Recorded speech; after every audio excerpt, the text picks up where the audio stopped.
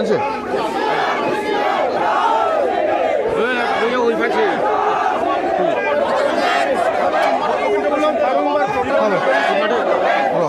দিয়াৰ পিছতো আজিলৈকে বড়োলেণ্ড সমস্যা সমাধানৰ কোনো পদক্ষেপ তেখেতসকলে নল'লে বৰঞ্চ এই বড়োসকল অসমৰ ভৈয়াম জনজাতিসকলক নিক্ষেপ কৰাৰ কাৰণে 6 জনগোষ্ঠীক বৃহত্তৰ আৰু উন্নত জনগোষ্ঠীক জনজাতিকৰণ কৰাৰ কাৰণে বিল ৰাজ্যসভাত লৈ আহিছে কিন্তু দীৰ্ঘদিনৰ পৰা বড়োসকলে গণতান্ত্ৰিক অহিংস এটা সংগ্ৰামৰ দ্বাৰা আমি জনাই আহিছিলোঁ বড়োসকলৰ ভাষা সংস্কৃতি অস্তিত্ব ৰক্ষাৰ কাৰণে বড়োলেণ্ড সৃষ্টি কৰক বড়োলেণ্ড সমস্যা সমাধান কৰক কিন্তু আজি আমি যিটো দেখিলোঁ এই অসম চৰকাৰ ভাৰত চৰকাৰ বিজেপি নেতৃত্বৰ যিটো চৰকাৰ আজিলৈকে বড়োলেণ্ড সমস্যা সমাধানৰ কাৰণে কিঞ্চিত তেখেতসকলে পদক্ষেপ নল'লে সেইকাৰণে নিখিল বড়ো ছাত্ৰ সন্থা NDB প্ৰগ্ৰেছিভ পিপুল জইণ্ট একশ্যন কমিটি আজি হাজাৰ হাজাৰ লাখ লাখ বড়ো ৰাইজৰ স্বতঃস্ফূৰ্ত ছাপোৰ্টত আজি সেই ৰেলী আমি ওলাইছোঁ আৰু এই ৰেলীৰ দ্বাৰা আমি চৰকাৰক কৈছোঁ পাৰ্লিয়ামেণ্ট ইলেকশ্যন ডিক্লেয়াৰ কৰাৰ আগে আগে বড়ো সমস্যা সমাধানৰ কাৰণে পদক্ষেপ লওক নহ'লে এই আন্দোলন কোনোদিন স্তব্ধ নহয় ইয়াৰ পৰা তীব্ৰতৰ আন্দোলন হ'ব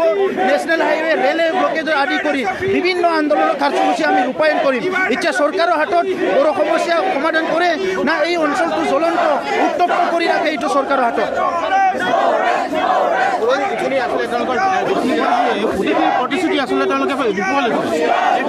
কোনো এটা প্ৰতিশ্ৰুতি তেখেতসকলে ফুলফিল কৰা নাই বিশেষকৈ বড়োসকলৰ ক্ষেত্ৰত 2014 যিটো ইলেকশ্যন এই 2014 ইলেকশ্যন মেনিফেষ্টত তেখেতসকলে কৈছিলে যে আমি যদি ক্ষমতালৈ আহোঁ ৰাজনাথ সিং ডাঙৰীয়াই কৈছে আমি যদি ক্ষমতালৈ আহোঁ আমি বড়ো সমস্যা গোৰ্খা সমস্যা সমাধান কৰিম গোৰ্খালেণ্ডৰ সমস্যা বড়োলেণ্ডৰ সমস্যা সমাধান কৰিম কিন্তু 5 বছৰ উকলি গ'ল আজিলৈকে বড়োলেণ্ড সমস্যা সমাধানৰ কাৰণে কোনো পলিচি তেখেতসকলে লোৱা নাই এইকাৰণে বড়োসকলক যি প্ৰতাৰণা কৰিছে ইয়াৰ প্ৰতি উত্তৰ দিবলৈ সময় আহিছে আমি চৰকাৰক সকীয়াই দিছোঁ অতি শীঘ্ৰে যদি বড়োলেণ্ড সমস্যা সমাধানৰ কাৰণে কোনো পলিচি নলয় অহা 2019 ইলেকশ্যনত 2014 যিটো ফলাফল 2019ৰ যিটো ফলাফল কেতিয়াও নাপাব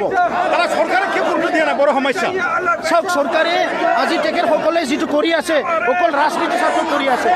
এখন চৰকাৰে নিজৰ নাগৰিকসকলৰ সমস্যা সমাধান জাতি জনগোষ্ঠীৰ সমস্যা সমাধান এইটো চৰকাৰৰ প্ৰাইম ডিউটি সেই ডিউটিটো তেখেতসকলে কৰা নাই বৰঞ্চ তেখেতসকলে ভোট বেংকৰ কাৰণে ভোটৰ অংক কৰি পেলাই আজি ট্ৰাইবেলসকলক নিক্ষেপ কৰিবলৈ 6 জনগোষ্ঠী জনজাতিকৰণৰ প্ৰক্ৰিয়াটো তেখেতসকলে আগবাঢ়ি লৈ আহিছে আমাৰ স্পষ্ট সকিয়নি এই ভূমিপুত্ৰ বড়োসকলে নিজৰ ভূমিত নিজৰ অস্তিত্ব নিজৰ ভাষা সংস্কৃতি লৈ পেলাই জীয়াই থকাৰ কাৰণে ৰাজনৈতিক অধিকাৰ নিজৰ পাবৰ কাৰণে সংগ্ৰাম কৰিছোঁ আৰু 5,000তকৈ অধিক মানুহ আজি মৰি যাব লগা হ'ল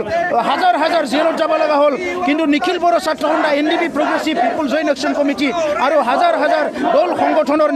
যিটো সবল ছাপোৰ্ট ইয়াত এই আন্দোলন চলি আছে আৰু চলি থাকিব গতিকে আমাৰ শেষ সকিয়নি অতি শীঘ্ৰে বড়োলেণ্ড আজিৰ যি মহাৰেলী এই ৰেলীত অসম চৰকাৰ কেন্দ্ৰ চৰকাৰে কি ক'ব বিচাৰে অসম চৰকাৰ কেন্দ্ৰ চৰকাৰক আমি আহ্বান জনাইছোঁ শীঘ্ৰ বড়োলেণ্ড সুকীয়া ৰাজ্য গঠন কৰি দিয়ক 6টা জনগোষ্ঠীৰ যি ৰাজ্যসভাৰ বিল ৰাখিছে এইটো বিদ্ৰোহ কৰক আৰু লগতে যি ষড়যন্ত্ৰ চলি আছে বড়ো আগেইনষ্টত তাক বন্ধ কৰিব লাগে এইটো আমাৰ আহ্বান। Thank U